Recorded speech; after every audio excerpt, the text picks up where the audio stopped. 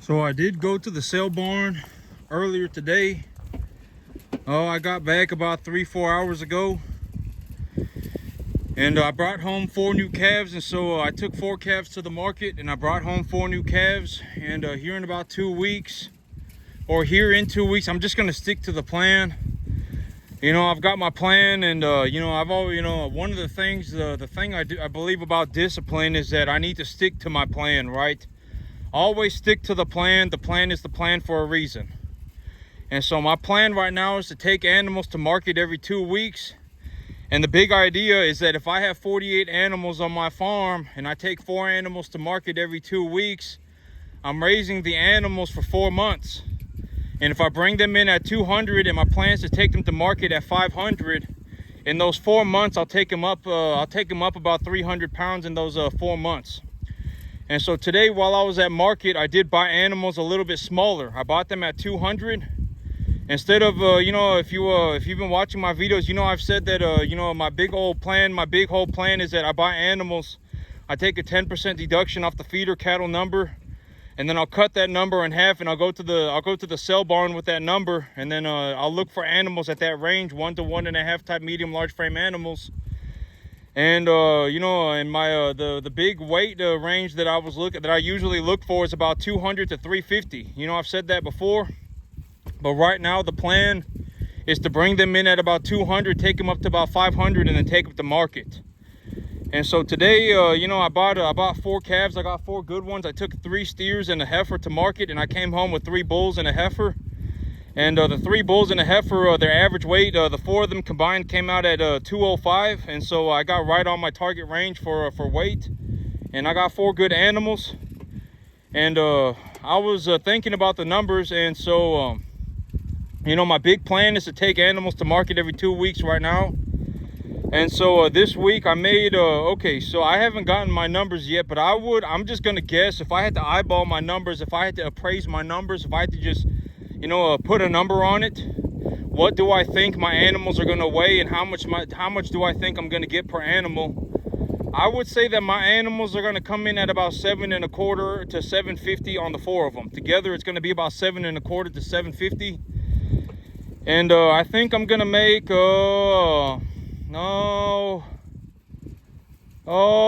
maybe about 6,250 on the 4 of them. So I think I'm going to make about $6,250 on the 4 of them. And that's after commissions and everything, maybe about 6,000 after commissions. And today I brought home 4 animals, and it cost me $2,200. So I paid an average of about $730 an animal. And so on paper it looks real good. It looks like, oh my God, I brought home $3,800. I'm bringing home $3,800 every 2 weeks. But you got to remember that I'm not bringing home $3,800 every 2 weeks, right? I budget $1,000 a month for my farm, and if I'm going to take 2 lots of animals, I got to take $500 off of each lot, so that's another $500 gone off of that. And then it also costs me money to precondition animals. It costs me about $50 to $75 an animal to precondition them. And so realistically, I brought home about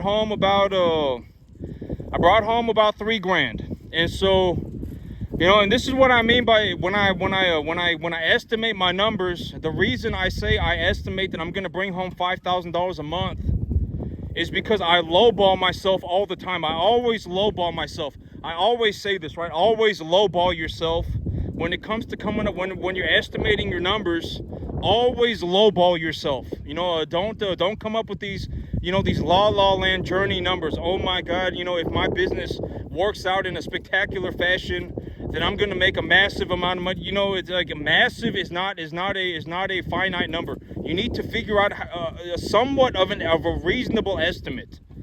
I talk about this all the time, but when you're coming up with a business plan, you need to I always say when you're coming up with a business plan, make sure it's reasonable, right? Make sure you've double checked your numbers, make sure your numbers work, and then lowball yourself.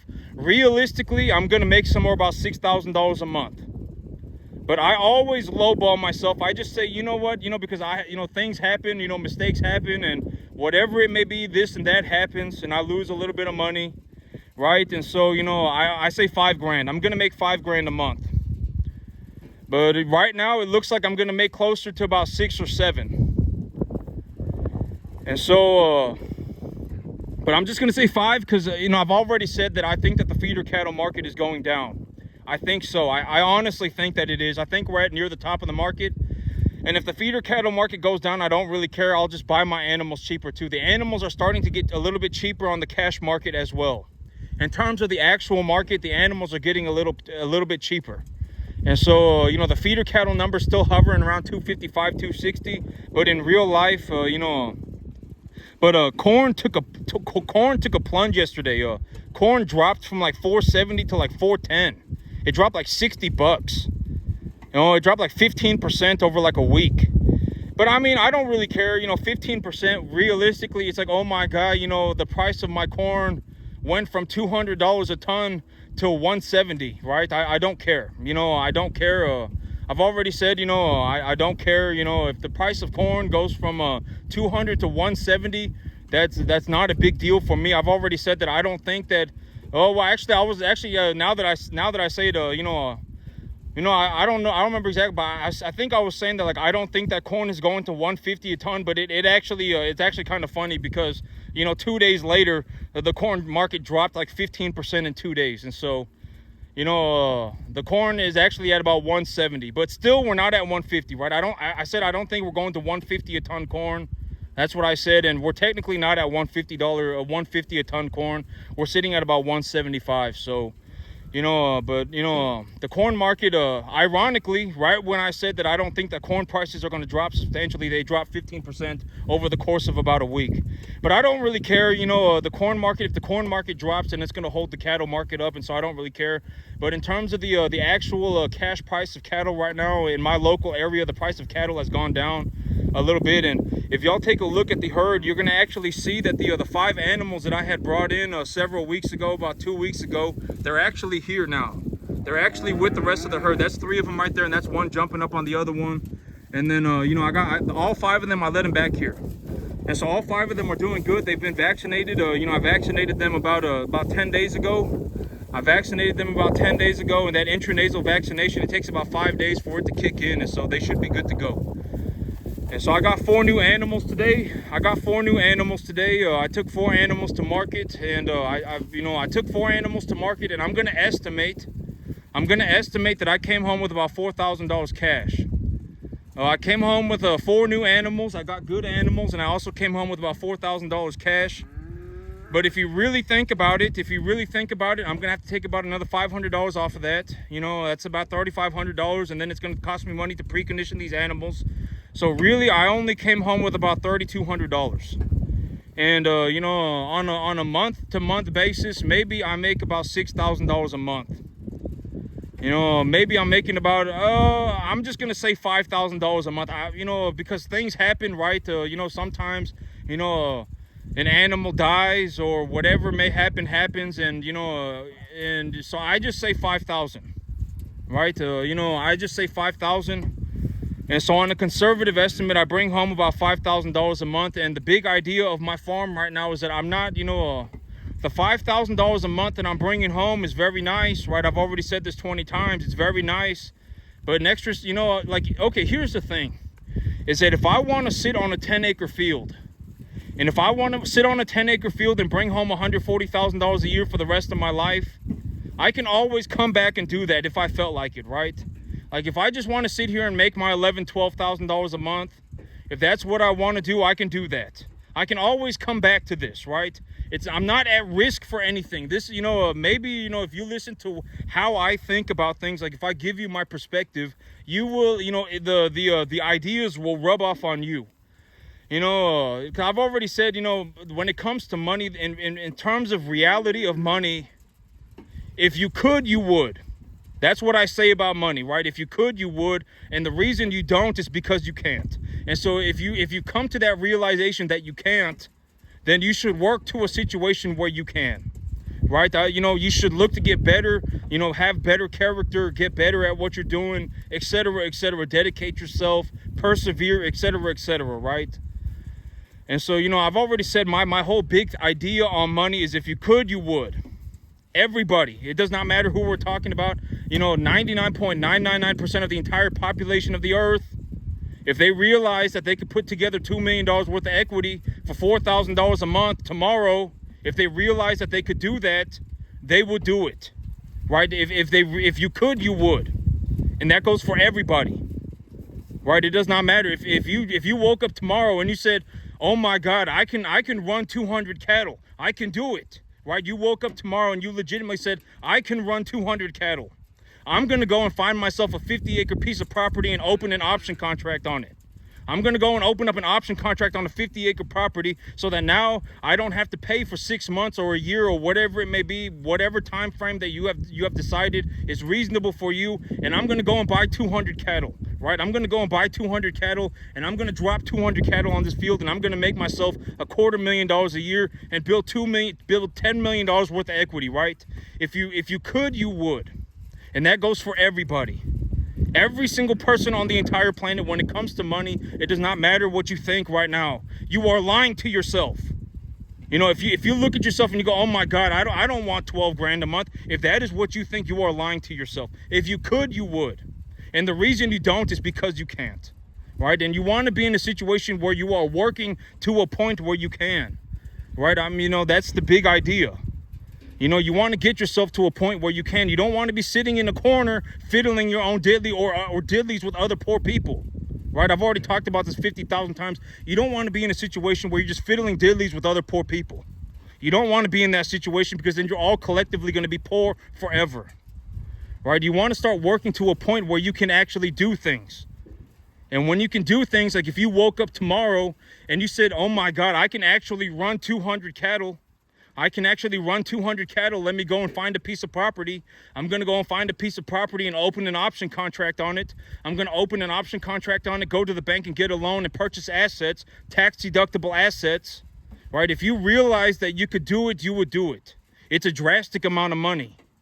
You know, I'm just going to say, you know, by this time next year, I'll be bringing home more than $20,000 a month of net income. You know, I'll be making over $250,000 a year. I'll be, you know, in the next 2 years of my life, I will have an equity portfolio of over $10 million. You know, and if I make a 12% return on that, I'm making over $1 million a year. You know, and I've already said you need to learn how to bake money into the pie. Learn how to bake money into the pie. Money is not some subjective thing. Money is objective. You know, when you look at your investment, you should be able to determine how much money is going to be involved. Like when I went to the sale barn today and I purchased animals at 200 pounds and I stuck to animals that were 200 pounds and I didn't go up to 350. Why did I do that? Because my plan right now is to take them from 200 to 500, right? I'm looking to bring home 1 to 1.5 type medium large frame animals, right? And you know, and I'm looking to take them from 200 to 500. And, you know, and when I was bringing home animals from 200 to 350, I was investing about $930 and $950 an animal, $900 an animal. Why was I doing that? Because that is a 10% deduction off the feeder cattle market, off the feeder cattle number. If I go on the internet, go on the commodities market and look up feeder cattle price, it will give me a price. I took a 10% deduction off that number and cut it in half.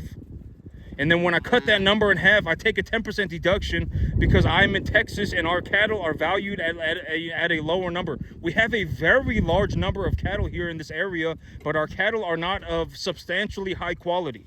We have a massive number of cattle in my area. I can go and watch like 20,000 animals get auctioned every single week. You know, every single week except for like, you know, major holidays.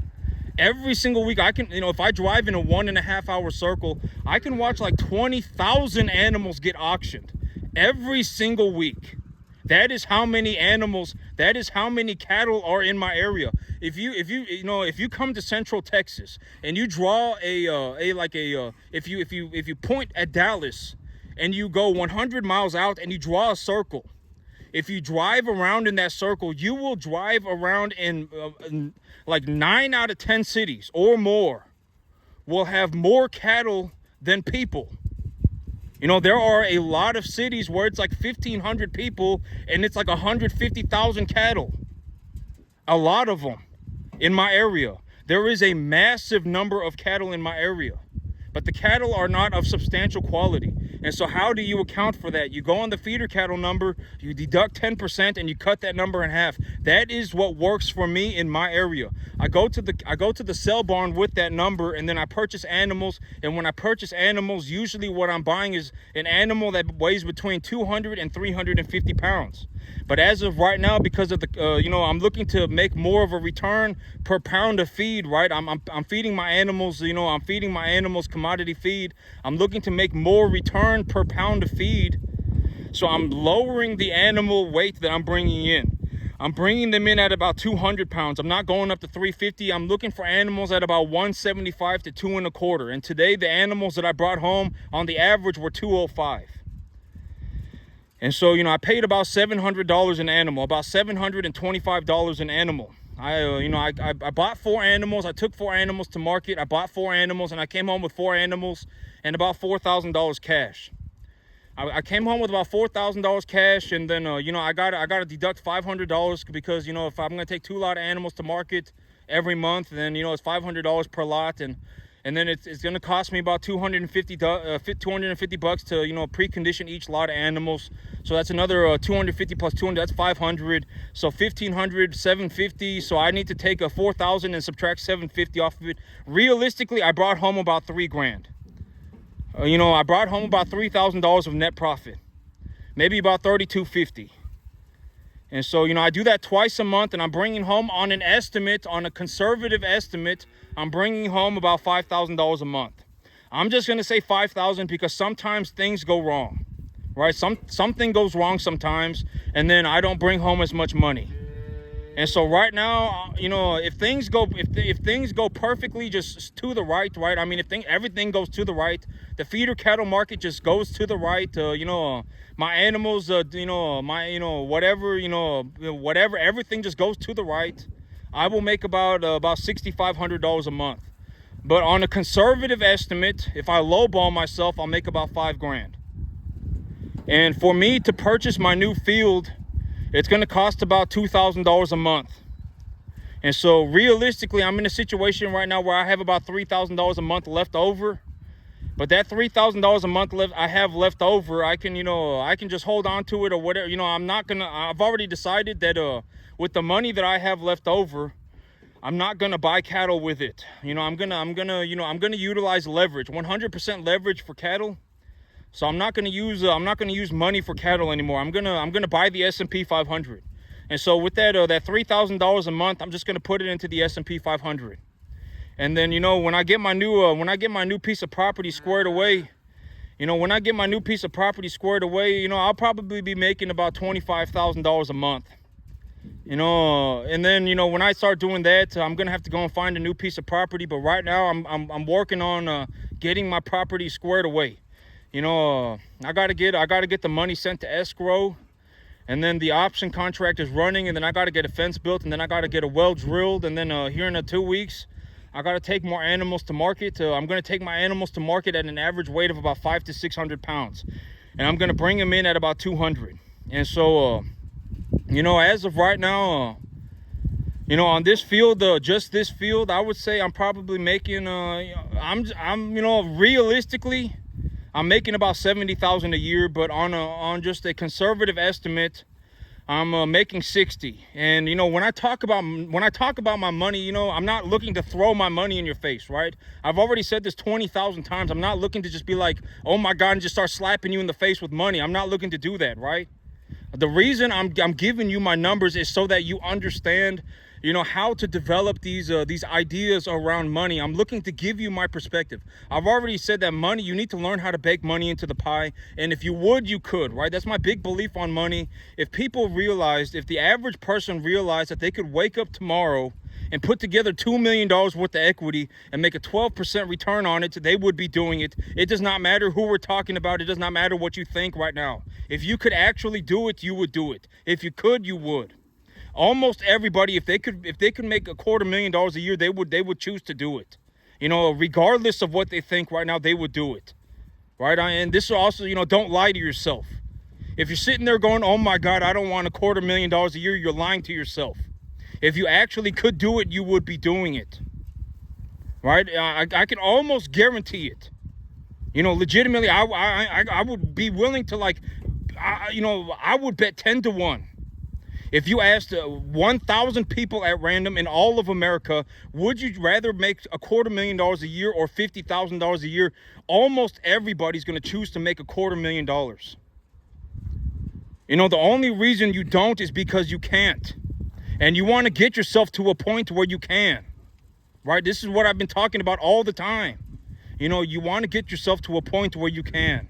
And when you take a look at my farm and you take a look at what I'm doing, you have to understand that there is a reason why I generate over $1 million worth of equity a year. There's a reason why I bring home, $140,000 a year net take home pay, and I don't pay any income tax, right? There's a reason for that.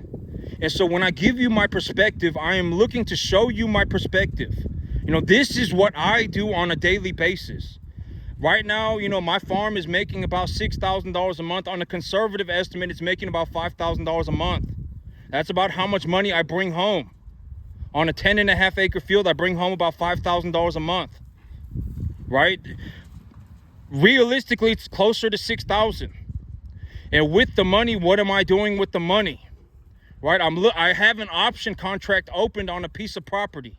Why do I have an option contract opened on a piece of property? When I open the option contract, I don't need to get financing until the option contract is over. And so I'm utilizing a financial strategy that I call making the money first. If I have a new piece of land, I genuinely believe that I can run more cattle. And if I run more cattle, I will make more money. And when I make more money, I will take the money to the bank then, and they will leverage it for me. On a 10-acre piece of land, I make about $70,000 a year. I make about $60,000 a year on a conservative estimate. If everything goes to the right, like my, the feeder cattle market goes to the right, the commodity markets go to the right, I just sit here and do whatever it is that I'm doing, I will make about $60,000, $70,000 a year on a 10-acre field. Right? Those are the numbers. It does not matter what you think. Money is not subjective. Money is objective. You need to be able to look at money as a real thing. It's not some pie in the sky, oh my God, imaginary thing, right? You should be able to determine, like, okay, here's the thing about money. It's like if you went to McDonald's and you said, oh, the hamburger, I don't know what it's going to cost. It could cost $50. It could cost 50 cents. I'm not really sure. Is that really a reasonable thing to think? No, it's not. Right? And it's like, instead of McDonald's, if you're going to the sale barn and buying a calf, you should be able to think about how much is it going to cost. Oh, a hamburger is going to cost like 10 to 15 bucks, right? Like if I went to McDonald's right now and got a meal, if I got a meal, depending on what I got, it's going to cost like 10 to 15 bucks, right? The same thing with cattle. When you go to the sale barn, you should be able to estimate what it's going to cost. Maybe you don't get the Big Mac supersized. Maybe you don't get the Big Mac supersized, right? But you take a look at the menu and you say, oh, this hamburger is $11.99 for the meal, and it's kind of what I want as well, right? I mean, it's a medium, whatever chicken sandwich, right? And the price looks good. The price looks okay, right? You take a look at the menu and you say, oh, that chicken sandwich right there, the price is okay, and it's kind of what I want. So that's what I'm going to buy. Same thing with the calves. When you go to the sale barn and you see the calf and they run the calf out on the ring and it's a 200-pound calf and they're saying the calf is going to be $350, that's $700 for the calf. It's a number 1 to 1.5 type medium large frame animal. That's the animal that I want. Then you buy it. It's the same thing. You should be able to determine how much things are going to cost you, right? And you should also develop an understanding for, I was actually reading a study, a study done on a feedlot, and it was like, if you know just a handful of factors, you can actually determine the outcome by about 93% with about 93% accuracy. And one of the factors was you should be able to determine how much the range of money that your their animals will be marketable for. So if you take If you take a number one steer, if you take a number one type steer to the feeder, to the sale barn right now, what do you anticipate that you're going to get? About at 800 pounds, what do you anticipate you're going to get? I've already said that my local commodity market is essentially a 10% deduction of the overall feeder cattle market, right? So it's about 240. I'm probably going to get about 240 for the animal. You should be able to do these things, right? You know, this is a very reasonable skill set that you need to have. When you look at an animal, you should say, oh, this is a number 1 to 1.5 type medium large frame animal. Like this animal right here, obviously a plainer animal, right? This animal right here is obviously a plainer animal. But the rest of them, I would say, you know, but this animal right here, why did I buy him? I got him for like 400 bucks. I got him for like 375 bucks. Realistically, at 800 pounds, he'll still, you know, at 600 pounds, he'll still sell for like 900, 1,000 bucks. And so if I bring him in for 375 and I feed him $200 worth of food, I put 575 bucks on him and I sell him for 900 bucks, I still make 3 1/4. And so that's the only time that I ever purchase a plainer animal is, you know, if I can make money on them, then I'll just go ahead and purchase them, right? And so when you take a look at an animal, you should be able to determine what kind of animal you are looking at. That is one of the most important things that I do as a cattleman. You know, like when I go to the sale barn and I take a look at an animal, I should be able to determine what kind of animal am I looking at. You know, what kind of animal is this? Is this a number 1 to 1.5 type medium large frame animal or not, right? Is it a Jersey? Is it a dairy? I mean, what is it, right? You should be able to take a look at it and know, is it a Roper calf? I mean, what is it, right? Is it a Roper? Is it a Longhorn? You know, is it a Corriente? Is it a Jersey, a Holstein, or is it a 1 to 1.5 type medium large frame, right? You should be able to tell when you look at the animal. You know, it's a very important skill set. And, you know, when I talk about these things, you got to understand that it's coming from a perspective, you know, that, you know, I make a boatload of money in the cattle business. You know, on this 10.5 acre field, I make like $60,000, $70,000 a year, right? I mean, most people cannot do that. If they could, they would. I've already talked about my ideas on money, right? The big idea about money is that you should not really care about what anybody says when it comes to money, right? If you talk to somebody about money and they go, oh my God, you know, money's the root of all evil. Oh my God, money's not going to buy you happiness. Oh my, you know, and they say all these nonsensical things. And it's like, you know, realistically, to a certain degree, money can buy you happiness, right? Money can buy you happiness to a certain point. Most people, if they made an extra $50,000 a year, they would be happier. Granted that they're not a tard, right? If you made an extra $50,000 a year, but you had a drug problem and your drug problem became worse, then you're probably, I mean, you're not going to be very happy. It's going to be a very superficial happiness. Like you're not going to be sitting there going, oh my God, you know, I made my peace with God and I do honest work and I get paid a lot of money for doing honest work. You're not going to be sitting there doing that. Probably not, right? Like, you know, if you got a drug problem, if you got an alcohol problem, you know, if you just act like a tard on a regular basis and you make more money, all those things are going to get worse. Chances are having more money is not going to solve your problem. You know, like you can make more money tomorrow and you're not going to be like, oh my, I sat there in the darkness and, you know, I made my peace with God. You know, I understand that I make a lot of money, but at the end of the day, I do honest work and I get paid a boatload of money for it. And that's why I became rich, right? You're not going to do that. Probably not, right? But at the end of the day, you know, if you are genuinely a rich person, you probably have, you know, and I've already described rich, right? I mean, you don't need to have a certain amount of money to be rich. A lot of people, you know, if you're poor and you hit the lottery and you become rich overnight, you're going to lose all your money. The money's not going to solve anything for you. You know, the last thing that you need to do in terms of, you know, becoming rich is more like crossing a threshold than it is like reaching a goal. It's more like crossing the line in the sand, right? It's not a numerical goal. You know, I make $12,000 a month. I probably make about $6,000-$7,000 a month here on my 10.5 acre farm. And, you know, I have more money than I could ever use. I probably sit on about $4,000 or $5,000 a month, just cash. You know, I bought everything that I could ever want. And I still have like $4,000 or $5,000 a month left over. But if you take a look at me, it's like I still haven't, I still haven't bought my new truck, right? I'm taking my money and I'm purchasing a new piece of land. right?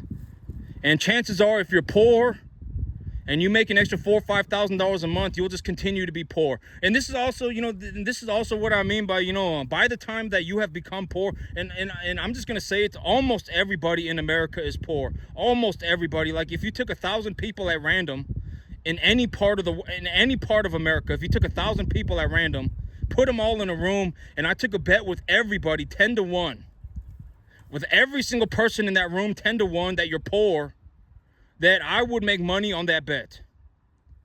And so my big idea is, and I've already said, if you're poor, keep your ideas to yourself, right? Keep your opinions to yourself.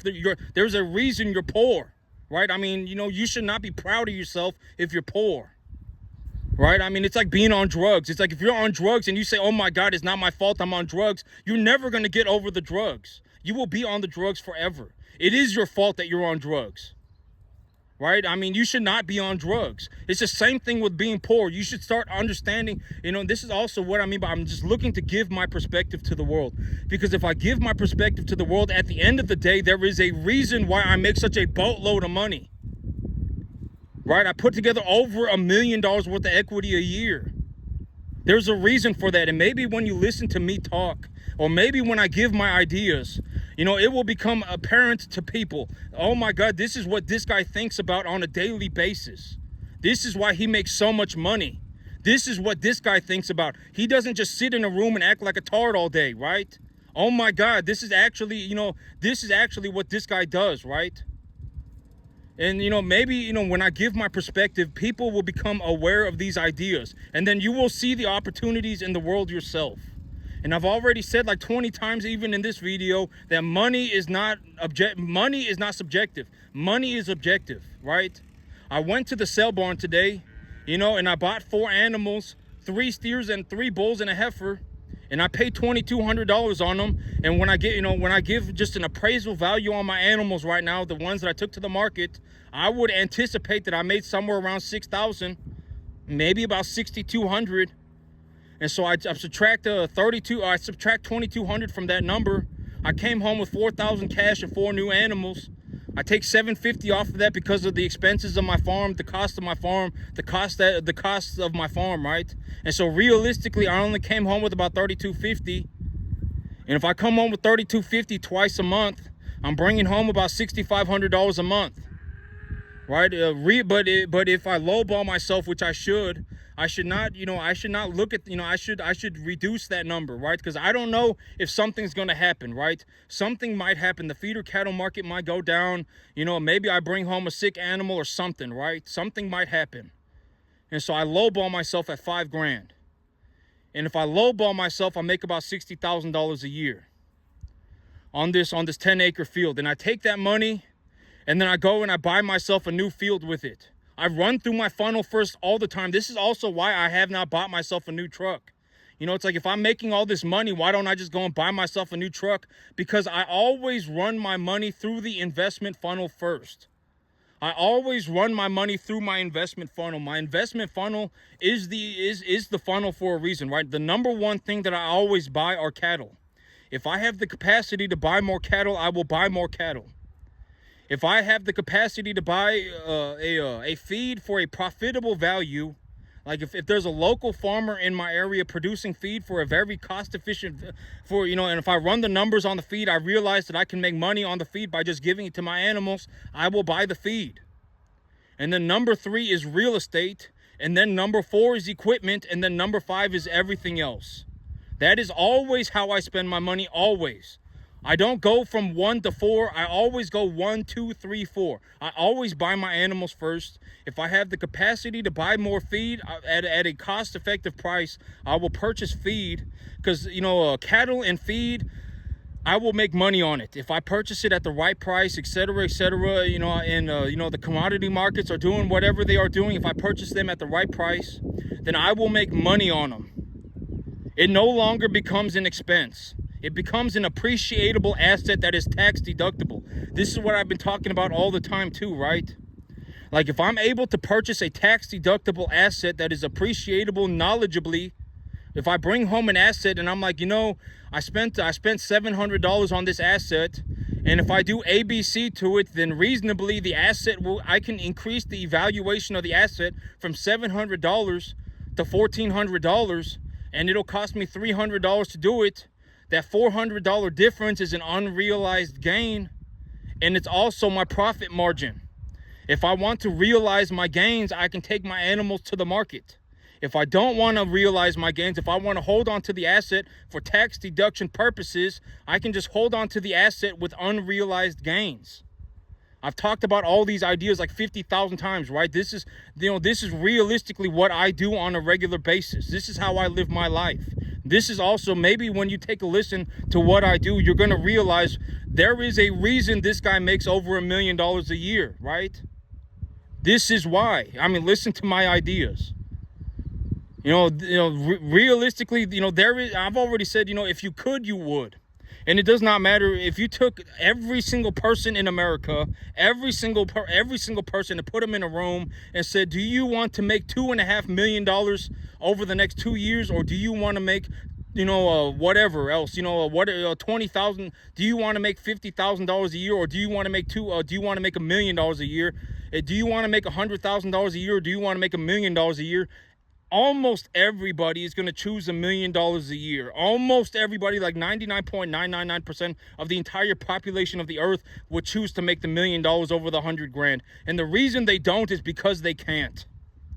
You want to get yourself to a point where you can. And, and realistically, even, and here's the thing. It's like, you listen to me talk, and it's like, what did I invest, right? I invested $4,000 for feed. Right, I invested $4,000 for hay. I invested $2,000 for cattle. None of these numbers are impossible for people, right? None of these numbers are.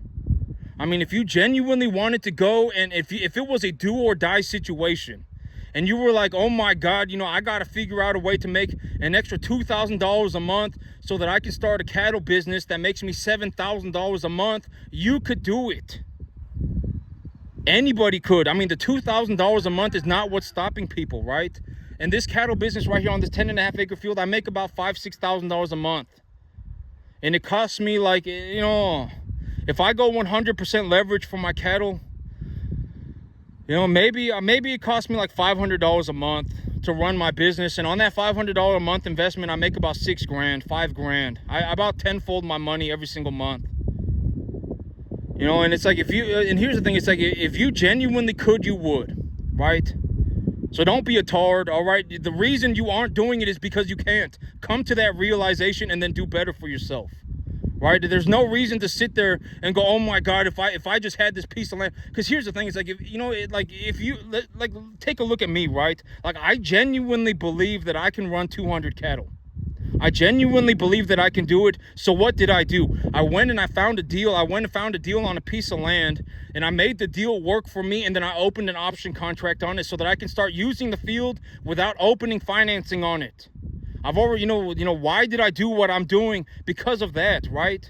So that I can start utilizing a new field without having financing done for it yet. I can utilize the field, make the money first, take the money to the bank, and then leverage the cash flow, open a new LLC, tie the assets to the new LLC. I'm not at risk for anything, right? I'm not at risk for anything. I have 2 different LLCs, right? One, I have 2 different LLCs. I'm not at risk for anything.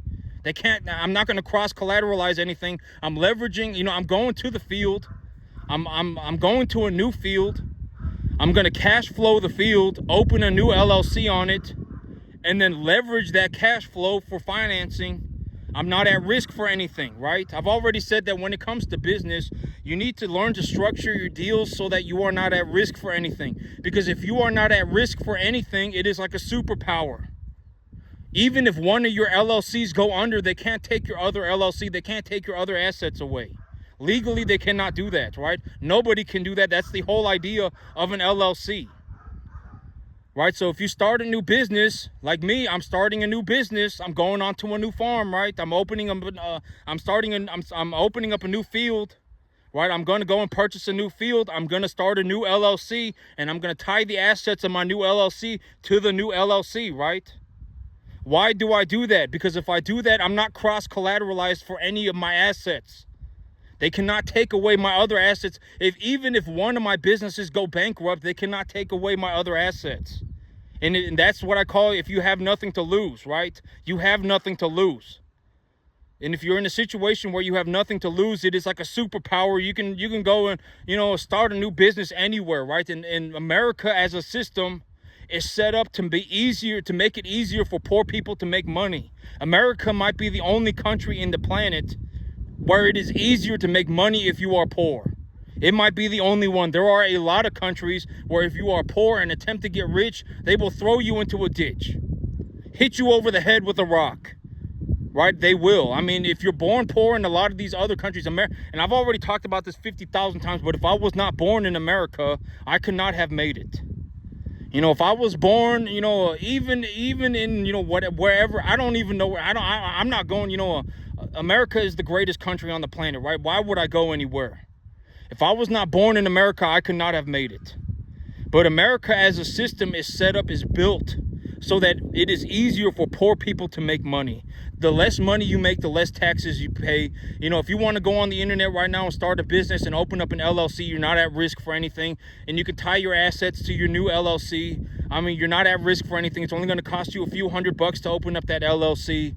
I mean, if you are poor, it's easier to make money. And if you cannot double a small amount of money, you're not going to double a large amount of money. Right? It's like, look at what I'm doing, right? My business makes, $14,000 a month. My business makes $12,000 a month. And I invest about $4,000 or $5,000 of it. I invest about $5,000 of it a month. I come home with about $6,000, $7,000 a month. Realistically, I'm going to lowball myself at about $5,000. Right? I mean, I invest about $5,000 a month, and I come home with about $12,000, $14,000. And so I'm making a net profit of about $6,000, $7,000 a month, $5,000, $6,000, $7,000 a month.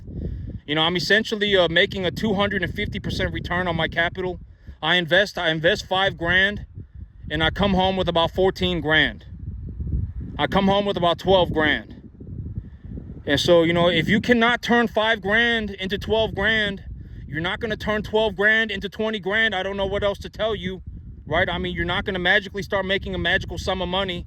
You have to learn how to start growing wealth from a small amount of money. If you can't increase, if I give anybody $1,000, if you gave me $1,000, I would see that $1,000 differently than than other people, right? And I've already talked about, the idea, it's like if Rich slapped people in the face tomorrow, almost nobody would even know what they're looking at. Rich could slap you in the face tomorrow and you would have no idea what you're looking at, almost everybody. And the way that I described this was if you put, 99 people, if you grab 99 people at random in the USA, if you just grabbed 99 people at random and stuck them in a room with Warren Buffett and had everybody look at stocks, had all 100 people look at stocks, Warren Buffett is going to see things differently than the other 99 people. And this is also what I mean by, if Rich slapped you in the face tomorrow, nobody would have an idea of what it even was. And so, it's like, if someone gives you $2,000 and you can't turn that $2,000 into $4,000, like, what could you realistically do with $2,000 right now, right? Like, look at what I did with $2,000. I brought home 4 number 1 to 1.5 type medium large frame animals, and by the time I'm done with them, they're going to be worth about $5,000-6,000. I'm going to increase the value of the asset myself knowledgeably. I brought them home for about $2,000, and by the time that I'm done, they're going to be worth about $5,000, maybe about $5,000 to $6,000. And so, if you cannot multiply a small amount of money, you're not going to magically multiply a large amount of money. You're just not going to do it. I don't know what else to tell you. Life is not a la-la land journey. You should have been kicked into a moat a long time ago. I mean, you're kind of a worthless tard. If you cannot multiply a small amount of money, you're not magically going to multiply a large amount of money. And I know that it might be hard, but I mean, it just is what it is. But in America, if you don't invest, you're not going to get ahead. I would be willing to bet, if you grabbed 10,000 people at random, and and everybody, if you grab 10,000 people at random, every single person who does not have an investment philosophy and an investment account is going to end up poor. If I took that bet with everybody on a 10-to-1 odds, You know, if you don't have an investment philosophy, if you don't know why you're investing into something, and if you're not investing into something, you're not going to be able to not be poor. In America, you just won't be able to do it. I would be willing to bet 10 to 1. You know, you have to learn to invest. If you don't invest, you're just not going to be able to make money. I guarantee it. And so, you know, that's why I talk about investing so much, and I give you my ideas on investing. It's like, you know, what is an equitable asset? You know, what kind of equitable asset do I purchase? What kind of you know, when I see an asset, what do I see, et cetera, et cetera. But that is why, right? In America, if you don't invest, you're going to be stuck being poor. It does not matter. Even if you find a better job, if you don't invest the money, you're going to be poor. I mean, I can almost guarantee it. You know, I can almost guarantee it. You know, that's just how the system is built. And, I mean, I'm just going to be honest, right? That's just how the system is. It's either invest or die broke. I mean, you know, because if you don't invest, chances are you won't be able to make a substantial amount of money. You just won't be able to do it. You know, I would be willing to bet 10 to 1. And so that's what happened today. You know, I went to the sale barn. I brought home 4 animals, and I brought home about 4,000 cash as well. And, you know, in 2 weeks, I'll be taking more animals to the sale barn. And right now, my business is making about $5,000-$6,000 a month. And with that $5,000-$6,000 a month, I'm going to take that money and I'm gonna leverage it for my new field. And even after I pay for my new field, I'll have about $3,000 a month left over. And that will just be my safety margin. You know, if I need to buy a new truck at that point, you know, I'll be buying cattle. And once I buy cattle, and I got a lot of feed, you know, but once I buy cattle and I got the new land, I'll consider buying the new truck then. And then after that, I'll see if I want to buy anything, you know. But yeah, but right now that's how things are going. You know, by about this time next year, I would anticipate that I'm going to be bringing home about $20,000-$25,000 a month. Even right now, I mean, I know that these numbers might sound crazy, but you got to understand that when like my numbers right now is I bring home about $12,000-$14,000 a month. This farm right here brings me home about $7,000 a month, about $6,000 a month.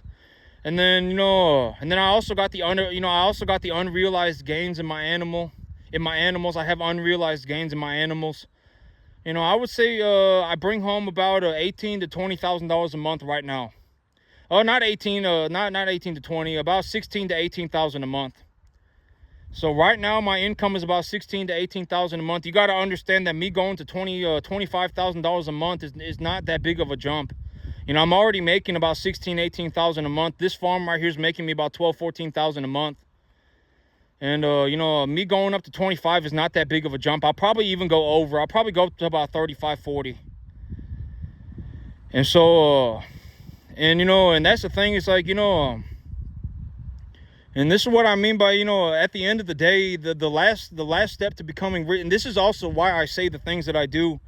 It's like the last step to becoming rich is like, if you want to become rich, you got to understand that being rich is not a set amount of money. It's like crossing a line in the sand, right? It's like, the moment if you've become rich, it's like taking one step forward. It's not like having to run a 10 million mile marathon.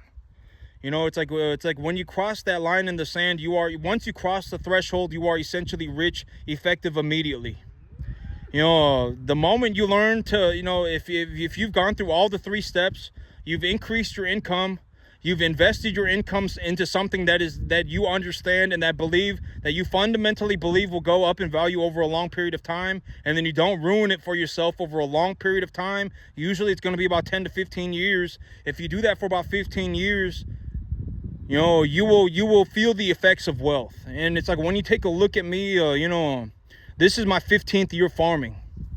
And so, I know that my numbers might seem ridiculous. Oh my God, this guy, making $12,000-$14,000 a month running commercial cattle on a 10.5 acre field. But you got to understand that this did not happen to me overnight.